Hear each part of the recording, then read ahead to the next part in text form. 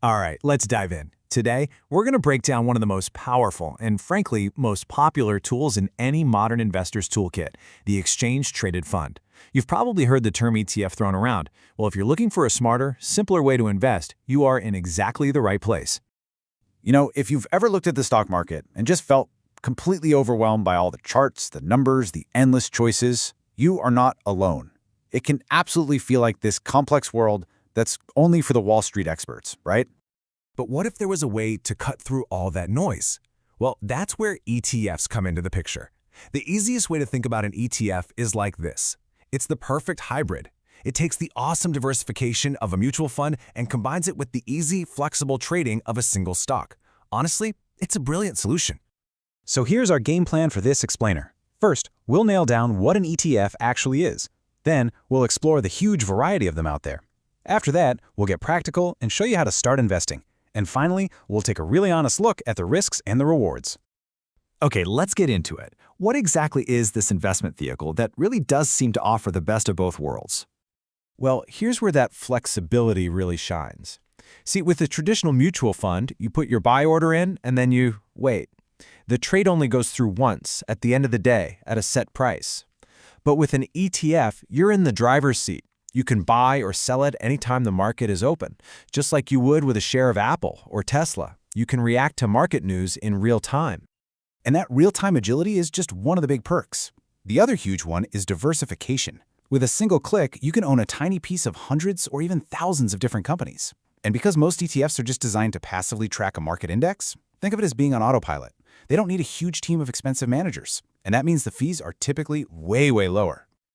Now, because this idea is so flexible, it has led to an explosion of options. We're not just talking about a couple of different types.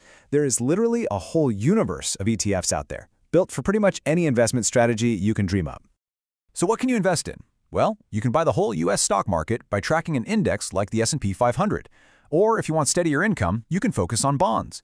You can even invest in something like gold without ever having to buy a physical bar of it. Or maybe you want to bet big on the tech industry. There's an ETF for that. And now you can even get exposure to cryptocurrencies like Bitcoin and Ethereum, which is a total game changer. Okay, so you get the concept, you see the options, but how do you go from just understanding what an ETF is to actually owning one? Let's walk through the actual practical steps.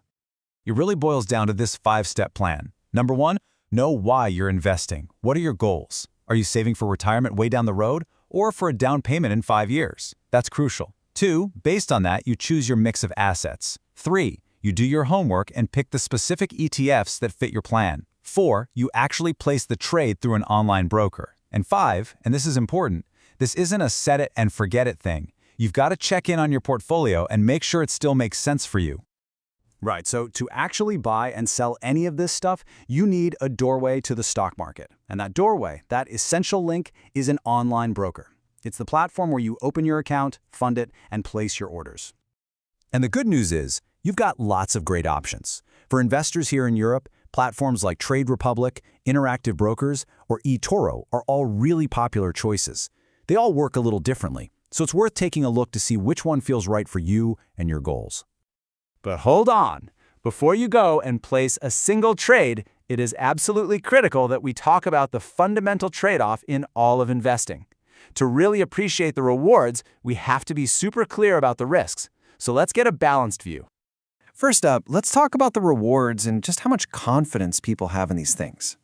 As of mid-2025, investors around the world have poured over $17 trillion into ETFs. No, that's not a typo. That's trillion with a T. This isn't some niche product anymore. It is a massive mainstream investment trusted by millions. And here are some of the real heavy hitters. You've got the classics, like Vanguard's S&P 500 ETF. Its ticker is VOO. That gives you a piece of the 500 biggest companies in America.